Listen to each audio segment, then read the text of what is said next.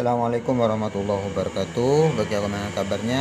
Mudah-mudahan dalam keadaan baik sehat. Mari kita awali dengan baca umul kitab, hadiahkan kepada junjungan kita Nabi besar Muhammad sallallahu alaihi wasallam, para sahabatnya, wali badi wa dzurriyyah wa yu'abla nasyrul kitab lahumul fatihah.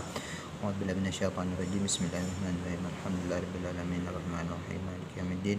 Iyyaka na'budu wa nasta'inu ihdinas siratal mustaqim siratal ladzina an'amta 'alaihim ghairil maghdubi 'alaihim waladdallin. Amin.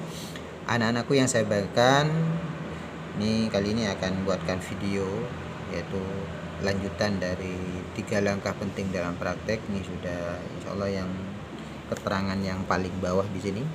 Saya akan buatkan video huruf atau kebiasaan, zauk kemarin sampai zauk dan siyakul kalam. Baik, untuk memurajaah agar hafalannya tidak lupa, ini yang kemarin disetor. 3 langkah penting dalam praktek, ini biasakan selalu dibaca. Jadi langkah-langkahnya itu ini merupakan sistematika ketika kita nanti praktek mencari arti, menterjemah dan seterusnya. Ini adalah langkah-langkah yang ada di dalam metode Amsilati. Ayo kita baca semuanya, ikuti, nyaringkan dengan lantang ya. Biar kalian terbiasa membaca langkah-langkah penting. Ini dibaca dengan lisan, bukan hanya dalam pikiran atau hati. 3 langkah penting dalam praktek. 1. Menentukan titik atau koma beserta kalimat. 2. Membahas kata per kata sampai pada titik koma berikutnya dengan selalu memperhatikan 4 hal. A. Wazan dan jenisnya. B. Arti atau mana. C. Bayangan dhamir pada isim atau fiil. D. Kaidah hukum perkata.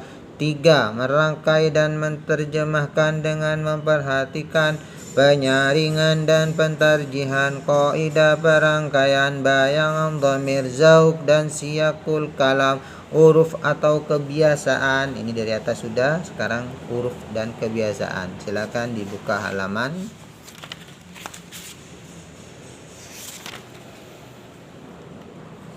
Halaman 42. Kemarin sudah sampai di halaman 41. Penyaringan dengan kamus dan huruf. Contoh di sini ya, halaman 42. Penyaringan dengan kamus dan huruf. Contohnya pada kata ma'rifatun, maqsadun, masjidun, majlisun.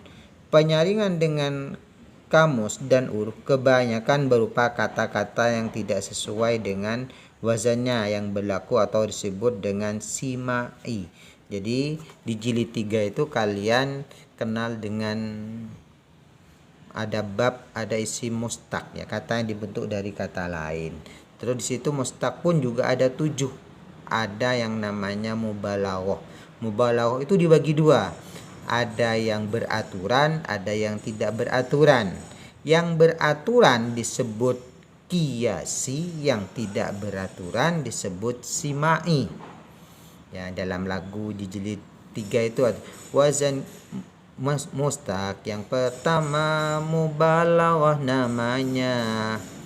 Makna melebihkan gitu ya. Wazan keduanya hanyalah ada 2 gitu ya. Wazannya wazan qiyasi, wazan simai, wazan qiyasi ada 5, itu ada dalam lagunya seperti itu. Ini biasanya berupa wazan yang tidak beraturan atau disebut simai. Yang beraturan disebut qiyasi, sudah ada wazannya di situ ya, ada tabelnya. Nah, ini yang menentukan kamus nanti. Ya, ini makanya di dalam langkah terakhir itu ada di paling bawah ya. Kalau sudah kita bingung menentukan wazannya, tidak ada, maka adalah kamus. Sekira ini harus kalian menyediakan kamus ya. Biasanya Amsilati itu ada kamus atau fik, ada kamus sendiri lengkap dengan tasrifannya di situ. Yang kedua, berikutnya ini adalah pentarjihan mujarrad dan fa'il dhahir. Ini sudah bukan langkah, ini ketika kita menentukan memilih ya. Nah, pentarjihan mujarrad dan fa'il dhahir. Contoh langkah 1 ya. Pada kata qad alima kullu unasim. masyrabahu. Titiknya langkah pertama adalah menentukan bayangan titik atau koma. Titiknya adalah qad. Awal kalimatnya adalah ain lam mim. Masih ingat? Ketika kita hafalan rumus kaidah, setelah qad bisa fi'il madi atau mudhari. Bisa mudhari, bila mudhari cirinya mudhari diawali huruf mudhara'ah. Apa saja huruf mudhara'ah? Alif, nun, ya, ta. Anaitu, anita, yuwanita, boleh terserah. Boleh ada alif, nun, ya, ta. Ternyata alimah ini tidak ada kan huruf mudhara'ahnya di depan. Tidak ada alif, tidak ada waw, tidak ada ya, tidak ada ta. Maka ini kesimpulannya adalah alimah adalah fi'il madi. Ini qad bisa masuk mudhari pada makna terkadang. Makanya ini qad termasuk fi'il madi karena tidak ada huruf mudhara'ah. Bila fi'il madi maka dalam tabel itu bisa menjadi madi mujarrad berwazan fa'ala berdhamir huwa dibaca alama. Bisa menjadi mazid berwazan fa'ala berdhamir huwa dibaca alama. Nah, gitu ya. Di dalam tabelnya sudah seperti itu. Terus ke bawah. Nah, pentarjihannya antara mujarrad dan mazid yang didahulukan adalah mujarrad. Jadi sesuai dengan ada yang ada di dalam rumus ya. Makanya ketika rumus A2 itu ya, bedakan fiil antara mujarrad atau mazid, mabni atau mu'rab, maklum atau majhul. Jadi ketika menentukan itu sesuai dengan urutannya, jangan dibalik. Mazid atau mujarrad, jangan. Itu memang hubungan sistematikanya nanti ke belakang. Ketika kita mentarjih, maka sesuai dengan urutan yang ada di dalam rumus yang sudah dihafal ketika masih jilitan. Antara mujarrad dan mazid yang didahulukan adalah yang mazid. Ini kalau mujarrad ini berwazan fa'alah, kalau mazid berwazan fa'alah. Baru kalau enggak cocok nanti langkah selanjutnya dipilih pada yang mazid. Kesimpulan sementara, nah, kan ada kata sementara dibaca alimah sebagai mujarrad. Nah, kalau enggak cocok ketika diterjemahkan dengan kata berikutnya bisa jadi nanti ikuti wazan yang mazid. Nah, kesimpulan akhir dengan diterjemahkan, sesungguhnya tiap orang telah mengetahui tempat minumnya. Secara zauq, perasaan ya, siyakul kalam sudah cocok. Setiap orang telah mengetahui tempat minumannya, kebiasaannya, terus kata sebelumnya dari domirnya, ini adalah ini sudah cocok. Baik, berikutnya adalah halaman 43. Kita halaman 43. Pentarjihan mazid dan fa'il dhamir.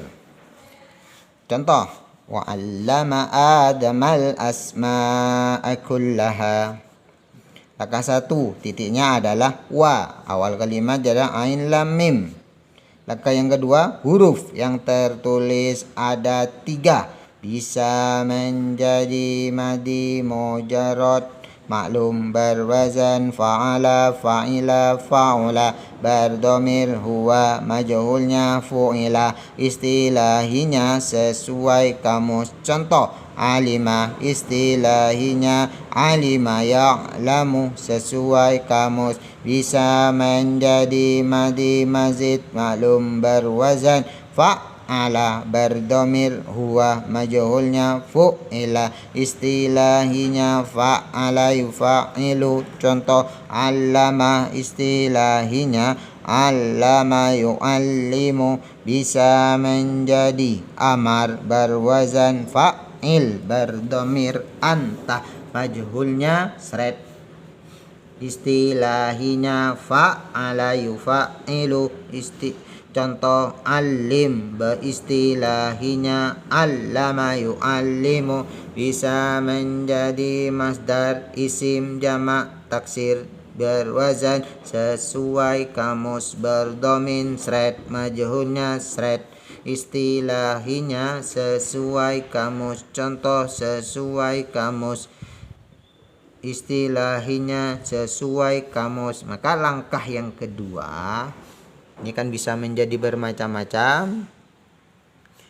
Pembahasan perkata adama, nama orang. Adama berdomir huwa. Langkah ketiga, perangkaian dan penerjemahan. Menurut bayangan domir, yang sama adalah madi dan masdar. Lihat di atas ya. Yang sama ini yang sama-sama berdomir huwa. Adam ini kan satu orang ya, Nabi Adam hanya satu, maka berdomir huwa mufrad. Maka yang berdomir ini, lihat bayangan domirnya disaring. Nah, tarjihnya antara mujarrad dan mazid, yang didahulukan adalah yang mujarrad tadi kan ya. Antara ma'lum dan majhul, yang didahulukan adalah yang ma'lum. Antara fa'il dohir dan fa'il domir, yang didahulukan adalah yang dohir, sesuai dengan ada yang di hafalan urutannya itu sudah. Hasil tadinya mujarrad maklum dan fa'il dohir, yaitu alima Adam, Adam mengetahui. Hasil akhirnya dengan diterjemahkan wa alima Adam, Adam mengetahui, wa allama Adam, Adam memberitahukan, wa ilmu Adam, ilmu Adam. Nah ini kan kadang kan sama-sama secara perasaan sama-sama betul ya. Ada mengetahui, ada memberitahukan ilmu Adam. Maka ini masih kita coba dilanjutkan halaman berikutnya. Rangkaian besar, ketika kita sudah merangkaian dalam satu kalimatnya, rangkaian ditambah dengan asma kullaha. Kalau tadi saya bingung, maka dirangkai secara keseluruhan. Coba kita ikuti dengan penterjemahannya, ini kira cocok yang mana. Adam mengetahui beberapa nama, kenyataannya padahal baru diciptakan pada waktu itu ya. Adam memberitahukan beberapa nama, tidak sesuai dengan kenyataan karena baru diciptakan ilmu Adam, kenyataan belum punya. Kesimpulannya hasil tarjih dan penterjemahan kurang cocok, maka tarjihnya diganti mujarrad, diganti mazid. Alimah menjadi alamah, fa'il dohir menjadi fa'il domir, allama Adamu menjadi allama Adamu, alama Adamu menjadi allama Adamu. Terjemahnya Allah memberitahukan pada Adam. Rangkaian besarnya ditambah asma'u kullaha, Allah memberitahukan pada Adam beberapa nama secara keseluruhan. Nah baru kalau ini sesuai dengan kenyataan, setelah Allah menciptakan lalu memberitahukan, memberikan nama-namanya kayak gitu. Jadi bukan Adam yang punya keilmuan, jadi Adam di situ adalah sebagai maf'ul gitu ya. Nah demikian ya, nanti kita akan ketika kita praktek ya, mudah-mudahan bisa bertatap muka. Nanti banyak hal sebenarnya yang ketika perlu disampaikan, ada hal yang tidak ada terrekod dalam YouTube ini perlu ditanyakan secara langsung. Inilah kendalanya pandemi, kita tidak bisa maksimal, tapi setidaknya kita ikhtiar. Perkara hasil kita tawakalkan saja kepada Allah. Insyaallah kalau kita ikhlas, kita ngikuti, kita taat ya, disuruh nonton ya nonton ya jadi Ustadz tidak butuh kalian langsung paham, yang saya butuhkan adalah ketaatan. Insyaallah nanti ilmu yang kalian manfaat, yakin itu ya, al manfa'u bit ta'ah. Kalau cuma ilmu nilai itu bisa dirubah, tetapi kemanfaatan itu bit ta'ah ya, itu harus dengan taat, kita ikuti semua aturan yang ada. Demikian kurang lebihnya, mohon maaf. Assalamualaikum warahmatullahi wabarakatuh.